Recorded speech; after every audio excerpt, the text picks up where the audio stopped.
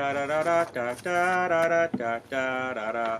Da da da da da da da da da da da da da. Good afternoon, everybody, and welcome to the Towson University Ping Pong Selection Show. I'm Ben Rosenbaum, joined by Benjamin Price to my right, and we have a great show. Welcome off. Tournament is set. You just referred to me as Benjamin Price. I sure did, Mickey. I sure did. Oh, wow, I sure man. did. That's an honor. It's an honor to be referred to by the same name as the man who's going to be representing the 18th seed in the tournament. It sure is, and you know what? We have a lot of great teams in this and a lot of great performers, and let's get right down to it. I'm excited. In the Ben Vorovsky region, the #1 overall seed, of course, Brian Spencer, and he'll play the winner of the matchup between Joel Wiener and, like we mentioned, Ben Price. That's going to be a hell of a matchup. You've got two powerhouses in Joel Wiener and Ben Price going at it. Two hard-hitting, very well-coordinated individuals going one-on-one in the opening round of our Masters tournament. And rounding out the Vorovsky region is Stacy Cohen at the 2 seed, and Zach, I don't know his last name. It starts with an L, though, I can tell you that. The rumor is that it's Legum. That is Legum. Yeah. Okay, well, I'm just going to stick with Zach. Okay. I don't know him. That is fine. I'm sure he'll appreciate that. Moving on to the Ken Kravitsky region is the #1 overall seed, Daniel Ackerman, taking on #4, Rebecca Ellison. What do we got in that match, Mick? Well, you know, Rebecca's a bit of an enigma. We've never actually seen her play here, but we've heard really good things about her. I think Dan's going to have his hands full in that first-round matchup there, but I think he'll have a pretty easy time advancing.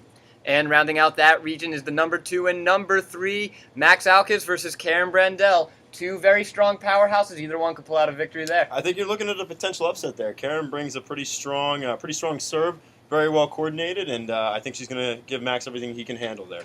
Moving over to the Darlene Siegel region, the #1 overall seed, Mr. Mickey Rubin will play the winner of the Kayla Siegelstein and Ari Hamilton matchup.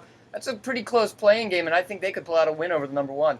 You know what? That #1 overall seed, the #2 overall seed, the #1 in that region, Mickey. He's a bit shaky. He hasn't been playing so well recently, but I think he'll pull one out in that opening round matchup against Kayla or Ari, both of which are going to be a bit of a challenge. But I think Mickey will pull that out, and he's a bit of a title contender too. In fact, he actually may end up winning the entire thing. He could be. Mickey also, like they say, blind squirrel finds a nut every once in a while, so Mickey could come out with some very surprising victories in this matchup. Some very good nuts he pulls out sometimes, yeah. That's weird, depending on who you're talking to. It is. Moving on, #2, Allie versus #3, Jordan. Two very enigmas, not a lot of playing time, not a lot of film on these two, but they could be potential surprises. Well, maybe in your world, Mr. Rosenbaum, they're enigmas, but I've seen each of them play, and based on their scouting reports, I think you've got a pretty good, solid matchup right there. I'm going to take Jordan as the 3 over the 2 there, but Allie's going to put up a bit of a fight. I think you're looking at probably a 21-19 final score there. It's going to be very close, but I'll take Jordan in the 21-19 over Allie. And finally, in the Blake Savato region is the #1 overall seed, Ben Rosenbaum, taking on Winnie the Pooh Bear himself, Jason Kornblatt. You know what? Ben has been awful recently. I think he's a bit overrated as the #1 overall seed. I see Jason actually pulling this one out, possibly as a 21-2 major blowout. But you know what? Maybe, as we said before, even a blind squirrel finds a nut once in a while, and maybe you can pull some nuts out for that win over there. And let's just remind the folks at home that Ben Rosenbaum did come over with a bunch of key victories recently today, taking out Dan Ackerman, and yesterday knocking out Mickey Rubin very decisively. Rounding out the Blake Savadow region is #2, Katie Levine, and #3, Becca Vale. You gotta like Katie Levine in this matchup. I do like Katie Levine over Becca. Becca, you know, she's kind of a Mighty Mouse, as you would say, kind of an ant, so to speak. But she's very powerful, but at the same time, Katie is much more experienced in this kind of table. Katie has put up some great matchups. She actually destroyed one of the #1 seeds, Ben Rosenbaum, recently, put him in his place. So I really believe that Katie's going to advance in this tournament and probably advance to the title match. All right, so now we're looking at this whole field. The field is set. Who's some surprises, and who's your favorite to come out? Well, we obviously have the favorite. It's got to be #1, Brian Spencer, the #1 overall seed in this tournament. He's kind of this year's Louisville in our Masters of Ping Pong tournament. But some other surprises you might find. I think Karen Brandel could pull this out. That's someone I think people are going to overlook. Stacy Cohen has been playing a lot recently. She's working on her backhand. She's got a lot more refined these days, so keep an eye on her as well. Some of the more real major surprise you might see, Allie Fisher. A lot of people don't know a lot about her. She took Brian Spencer to the limit recently. She put up 11 points against him, which for a rookie is pretty impressive. So keep an eye on her, although I think Mickey's going to handle her just fine. And out of the Blake Savadow region, we know Katie's going to play her heart out. And Ben's obviously going to get dropped by Jason Kornblatt in the first round, so Yep. I think Katie's going to pull that one out. Yep. An intriguing matchup looking down the road that could potentially happen is Katie Levine taking on Allie Fisher. Both of them similar playing styles. Both can put that ball short over the net and make opponents reach, and that's where they have a big advantage over someone like Brian Spencer, who has very little arms. He does have little arms, but he's got a lot of power behind those little arms.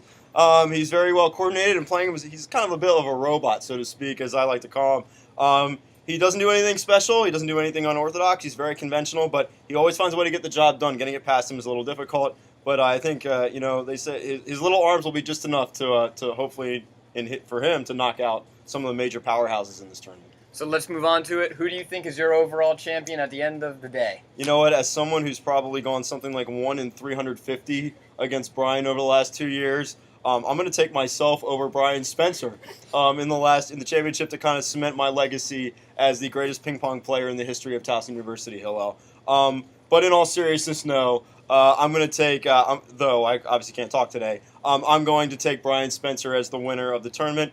But don't be surprised to see someone like Dan Ackerman with his low, fast serve to put up a fight there at the end.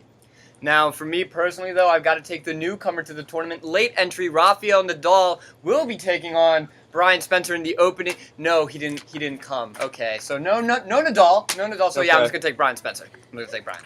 That sounds fantastic. Yeah, Brian's going to probably win this thing out of the Ben Borovsky region. Yep, and so that'll do it. Be sure to tune in. Updates will follow on when exactly this all takes place and when exactly Mickey's gonna shave this up here. I will not be shaving this beard until after this tournament. All right, then. So, watch out for mice falling out of that thing. There are 2 small animals on my face right now, and they feel fantastic. Okay, so check in next time. Again, I'm Ben Rosenbaum for Mickey Rubin. We'll see you then.